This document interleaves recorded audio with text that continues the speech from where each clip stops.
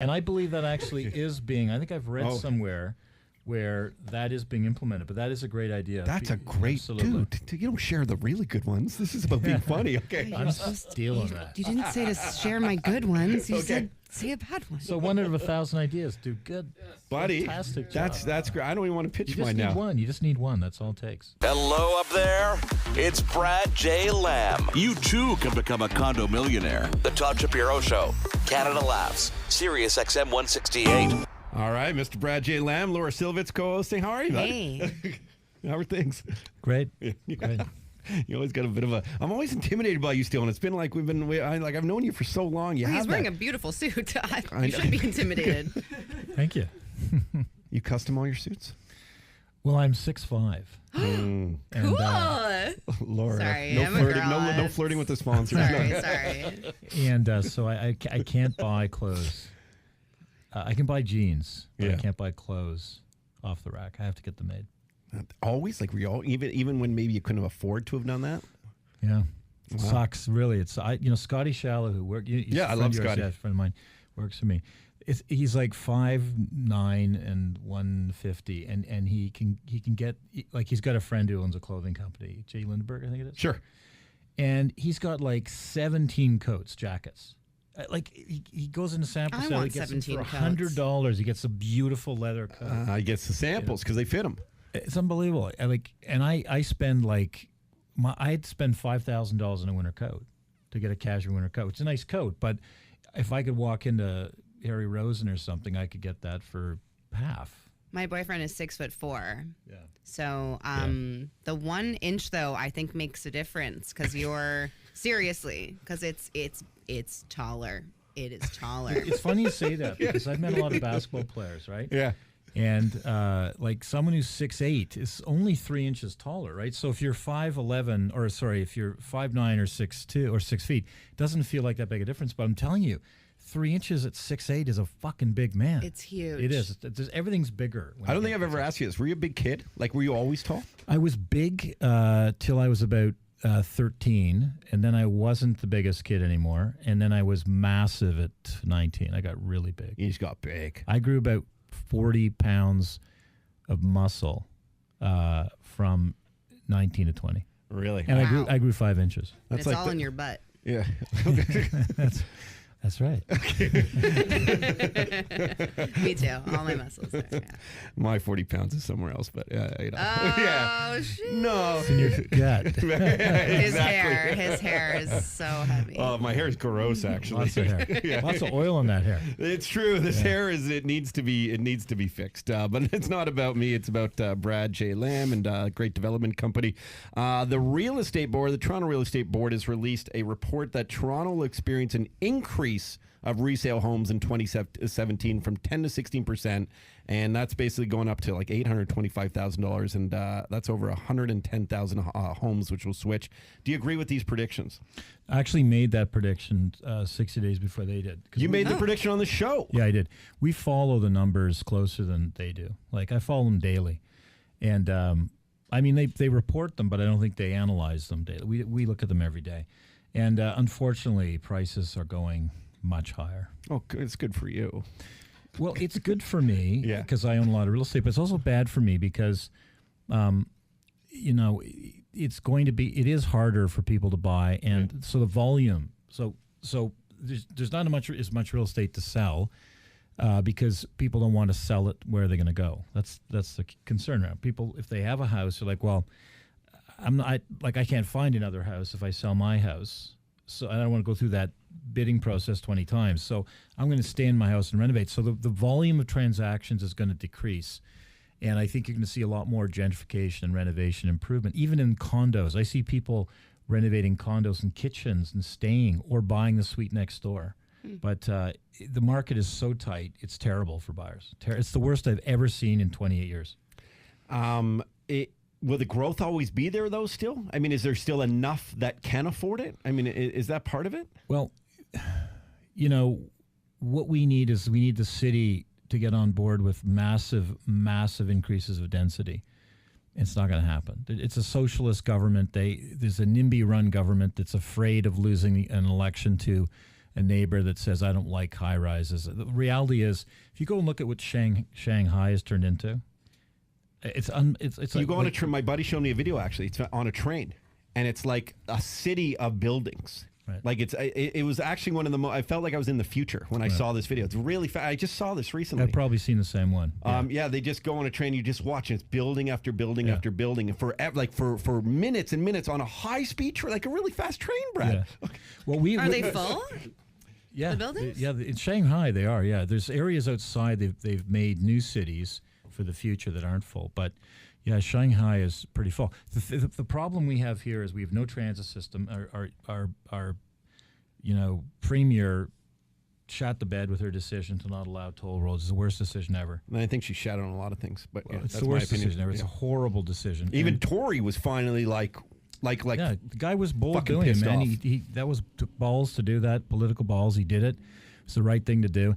So we have no future in the city because of our terrible transit system. It hasn't changed since 1970 when it was the best in the world or in North America. Really? At one point, that was the best? TTC was nominated the best subway system, transit system for many years in the 70s. Wow. Yeah. Wow. Now it's the worst. Fun But it fact. stayed the same. It stayed the same. And so our land use procedures are terrible. Our city council is terrible. Our planning department is terrible.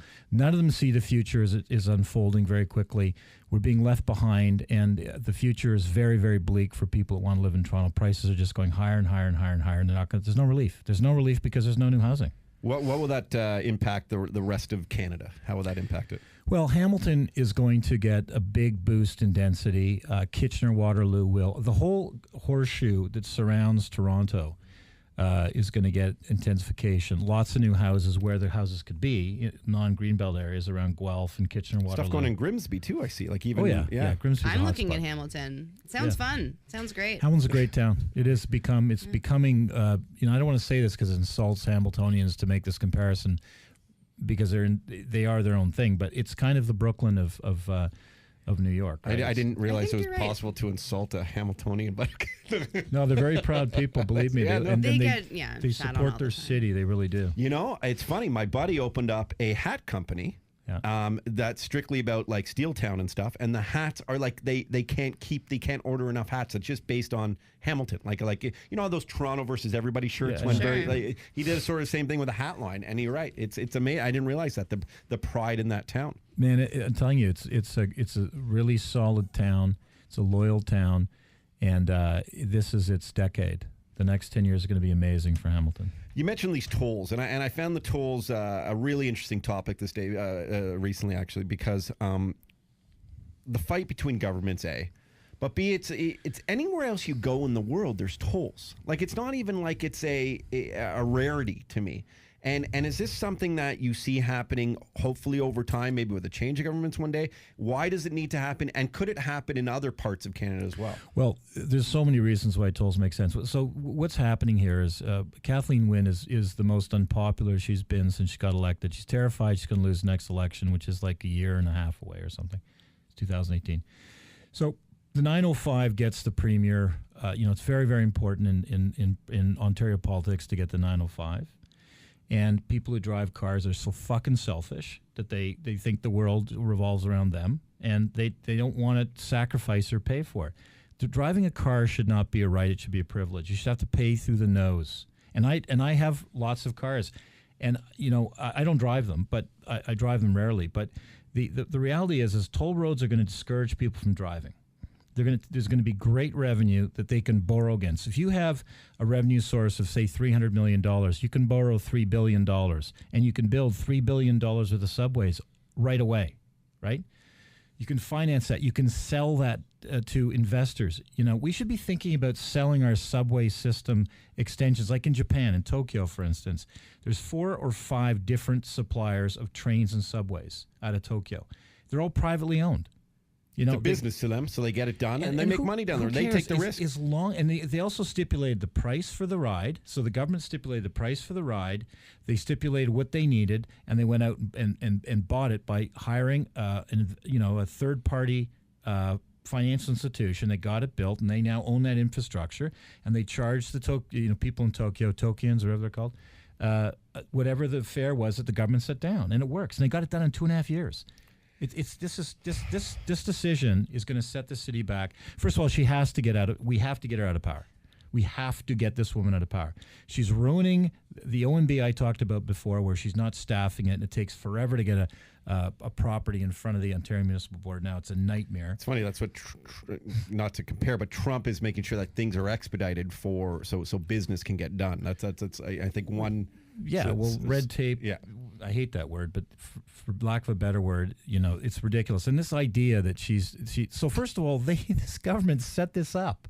They set up, 5 taxes: cigarettes, alcohol, gas tax, tolls, and one other one. Oh, increasing the property tax. They created a city property tax.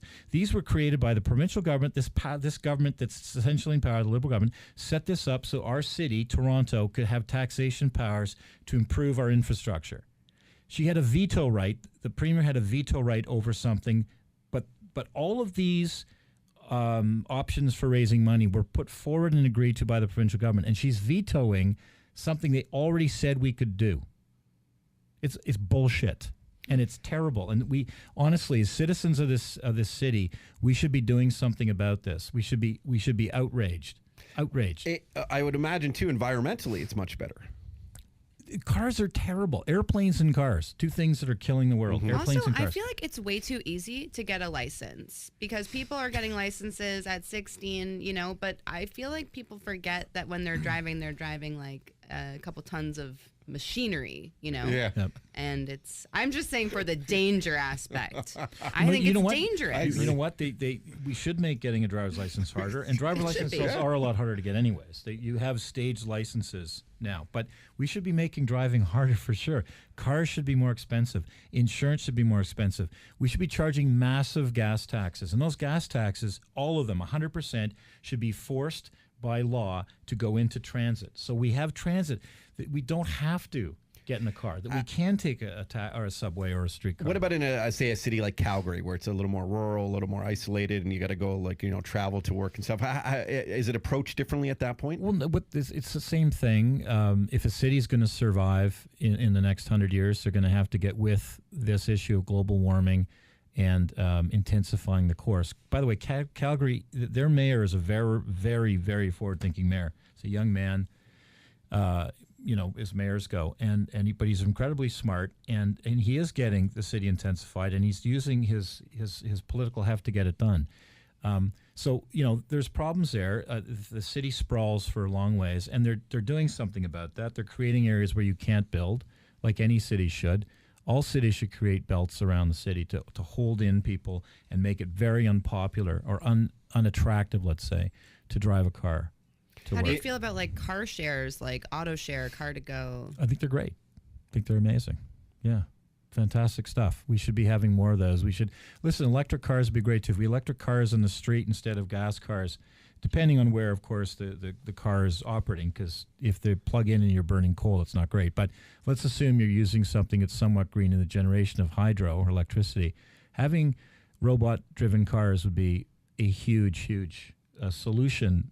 A huge solution to our transit problem. You can also have sex in the car. You can have sex in the car. Yeah. So you can do anything you want in the car. You can read. You can even do drugs No in the longer car. being stressed out while receiving a BJ on the road, Now you can finally focus on what really matters, Exactly. I got DJs folks on the road. Yeah. They're very risky, very, very stressful. Yeah. Absolutely. Especially at the end. Okay. Let's be honest. Oh, man. Hanging out with Brad J. Lamb, TorontoCondos.com. Okay, let's talk a little Trump. Let's get a little serious about Trump. The travel ban has taken effect. We've seen worldwide protests and retaliation, many airports. What are your thoughts on the ban, the 7 countries? How long do you think this will last? Okay, first of all, they're not countries. We can't even call these places countries. Somalia's not a country. Somalia. Libya's not a country. Sudan is a divided, absolute hell zone of war. Syria is no longer a country. Either is Iraq. And what's the last one on that list? Did you say Yemen? Did you say Yemen. Yeah. Yemen's not a country.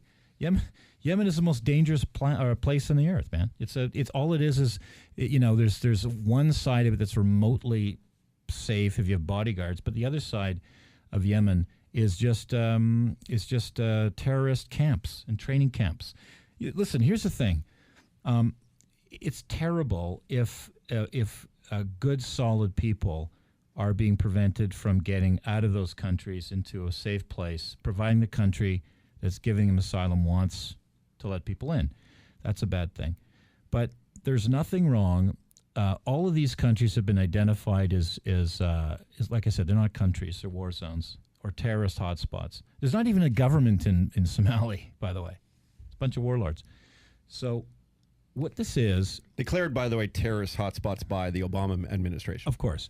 So what this is, and I understand it's causing confusion, but what it is when a new government comes into power, what they're saying is, okay, these are places we know are problems. We have insight into this we can't share with you generally as the public because we honestly don't really know what's going on with terrorism and what the CIA does and even what CSIS does. So they're saying, okay, we need to reevaluate whether we have the procedures to allow these individuals into our country. And so we're going to take a pause for 120 days to reevaluate that and create procedures that will now allow them to flow in. So that's what the government said. And I think that if it's anyone other than Donald Trump, see, what's happened is because the Republican Party completely controls everything now, the Democratic Party is shitting their pants. And they're doing everything they can on every single issue to get their people on the streets and in front of television cameras to make people think there's like a revolution going on. There's no revolution going on. It's always been half of Americans are Democrats and half are Republicans. You're not going to get a Democrat to agree with a Republican government in 90% of what they do. And by the way, you're not getting a Republican to agree with what a Democratic government's going to do or Democrat government's going to do. So this is all really... That's a problem with the two-party system, right? It's a party with, well, pretty well every country has a two-party system, really. I mean, there's sometimes... The divide is pretty spectacular, though. Like the complete different mindset and thought process. Always has been. It's really like to me and I've said this often. I probably even said it in front of you. It's not black or white. It's not rich or poor. The divide. It's not a religion thing. It's a mindset. Like it's an actual thought process on how a country should be run.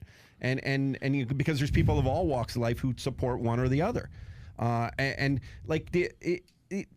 you know what, Connell? Yeah. I don't actually think that there. Honestly, I don't actually think that there's, a massive divide in that. I think there's some things like guns and abortion and God, like I'd say, are the big three. But what it really is power, man. It's just about being in power, right? The Democrats want to be in power. Why? To make decisions. Money. The Republicans want to be in power because of money, right? I really think that's what it comes down to. And I just think that it's pathetic. And what I do like about Donald Trump is I like the fact that he's upsetting Washington with his management style because this is exactly what he said he's going to do. He said that Washington is a swamp, and it is a swamp. And he's doing everything against protocol.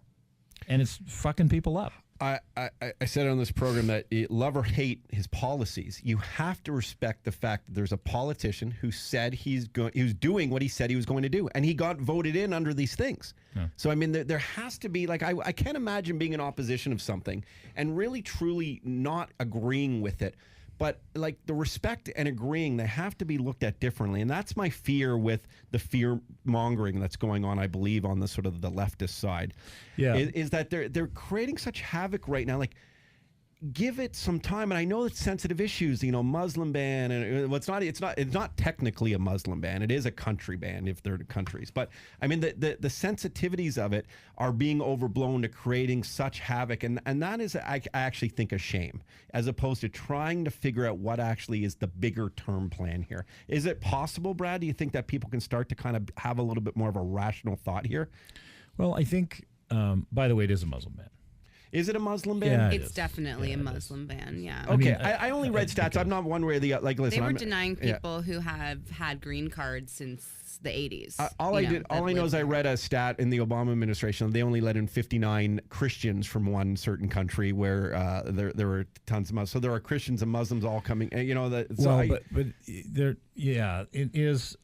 But it's kind of like that tax in Vancouver. It's a Chinese tax. You can say that there's lots of other people in Yemen, but I think it's being aimed at radical Muslims. Is right. That's what they're trying to eliminate from getting into the country. So it is a Muslim ban. But having said that, if your system for finding out who the bad guys are is not working, there's nothing wrong with resetting and figuring it out. And if that's what they're doing, great. If there's something more than that, then that's not great. But if that's if it actually comes from a place of bigotry or a place, if it becomes just a long-term Muslim ban, that's a terrible thing. But if it's actually used to recalibrate their system and try to figure out how to prevent bad people from getting in, if they feel bad people are getting in, it's 120 days. I think I'm okay with that. But if it goes on longer than that, and if it becomes a more pervasive ban, you're going to have problems. I think that's a bad thing. Do you ever think to yourself, and Laura, feel free to chime in at any point here, and I'll be very careful I say this, because trust me, let me just make it clear, I'm a lover of all people, of all races, of all religions, of all everything. I'm very atheist and just very accepting. That's the way I've always been.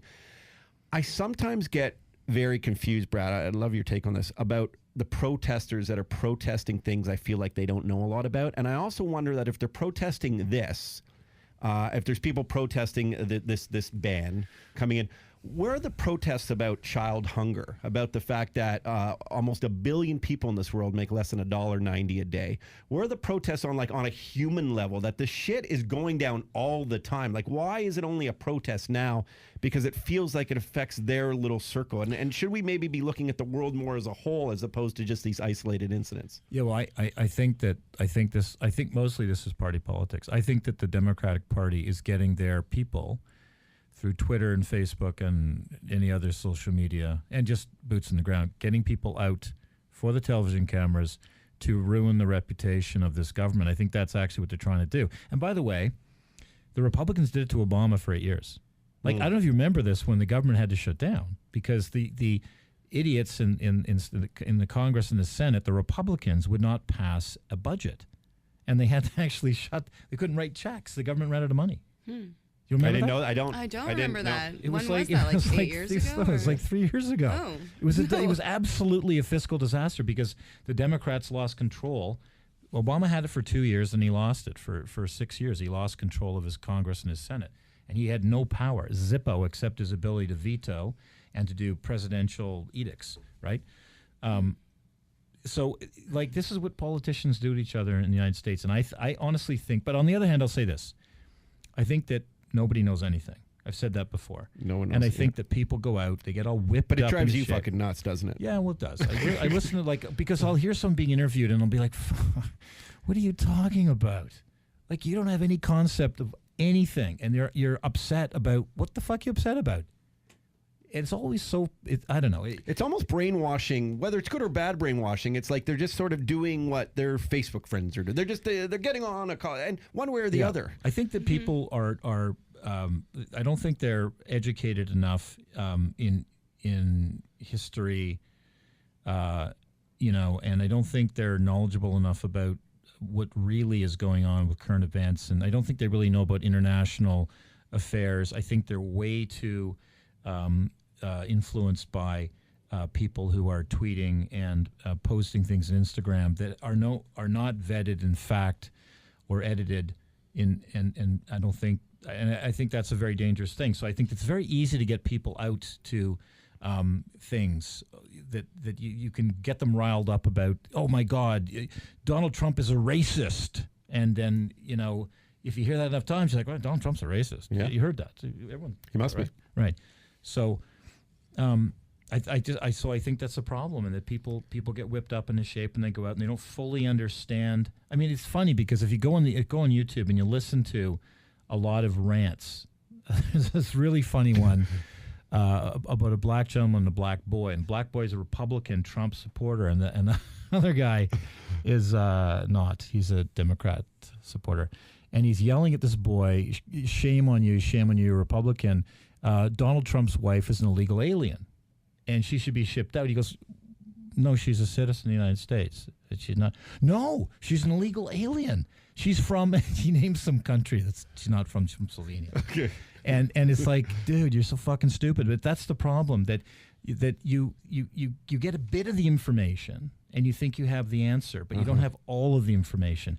And a lot of people going out and protesting don't have all the information. They're just not well read enough on the subjects. And I think that's unfortunate. I get all my information from the Beaverton, so you're very Yeah. accurate, right, Laura? Yeah, it's all accurate. I thought so. It's not Are you fake on the at all. Beaverton? I Yeah. am on the I Beaverton. thought I yeah. recognized you. I've seen the commercials. Oh yeah, cool.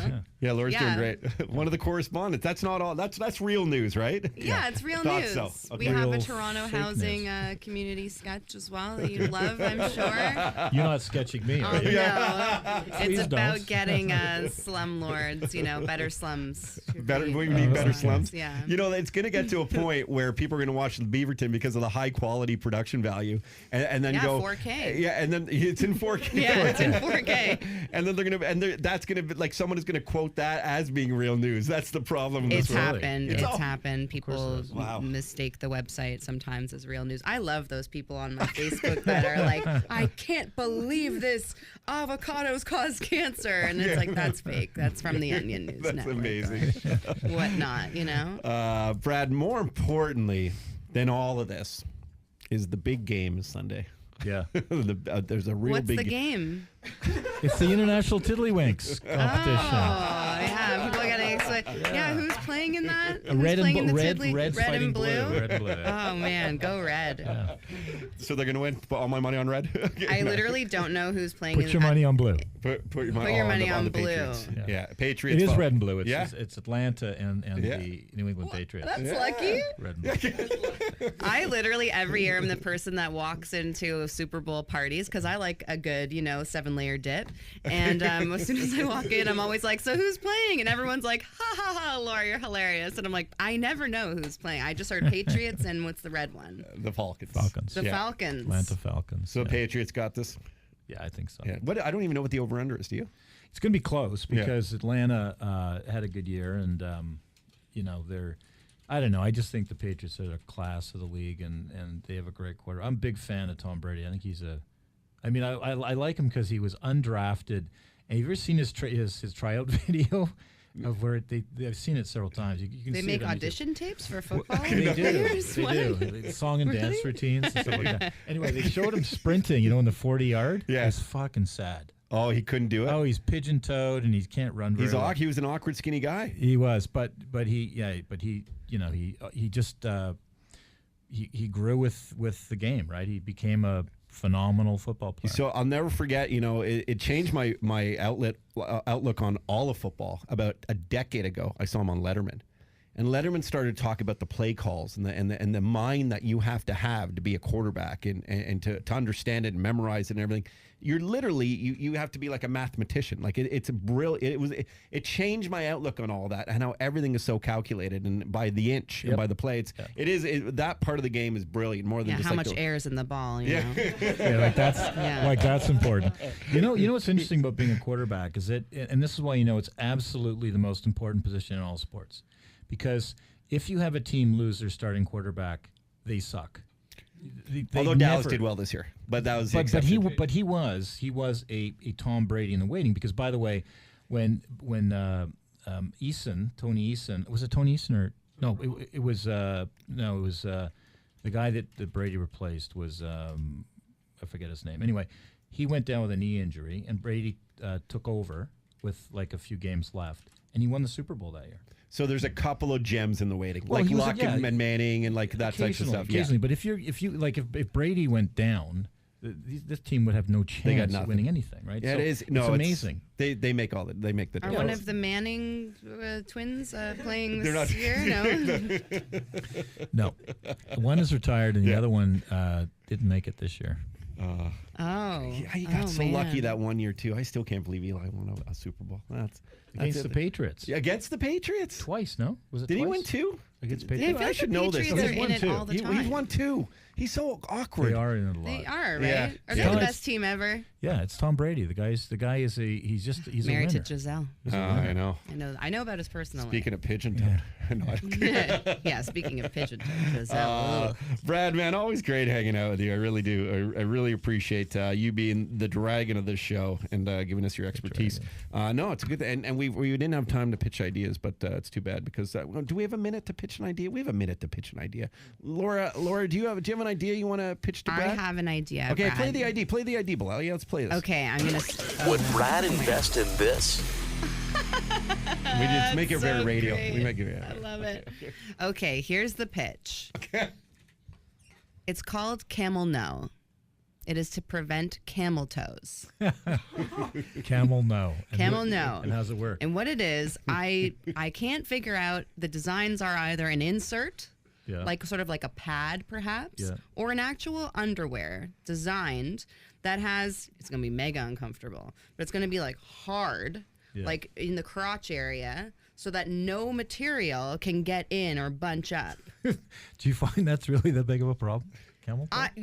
I hear about camel toes all the time. You know, I think it would. I think honestly, I don't know how much novelty items ever come to get pitched to you, but it's more of a novelty item, sort of an it store type of, Yeah. front of the cash.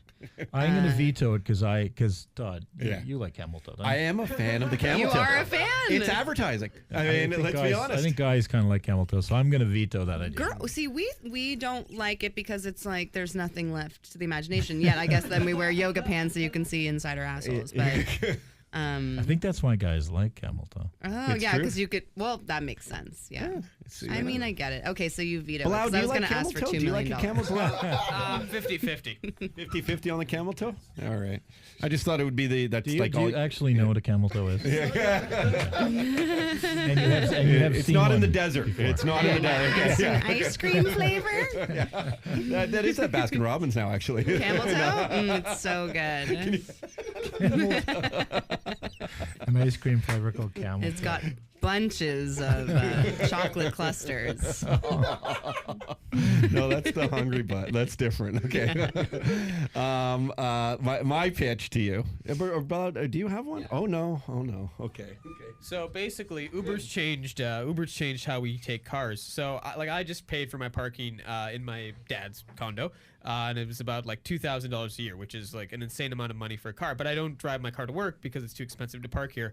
So sort of Uber or more or less eBay for parking spots. So just like an online marketplace to find the cheapest parking I in your need area. that right now. Because like I just blew $2,000. That's a good idea. That's a good idea. Yeah, I'll tell you, that is a great idea. We should dump that. And I believe that actually is being. I think I've read Oh. somewhere where that is being implemented. But that is a great idea. That's a great Absolutely. dude. You don't share the really good ones. This is about being funny. Okay. I'm stealing that. You didn't say to share my good ones. You said say a bad one. So one out of 1,000 ideas, dude. Good, Buddy, fantastic job. that's great. I don't even want to pitch You just mine need now. one. You just need one. That's all it takes. Did I? I have one.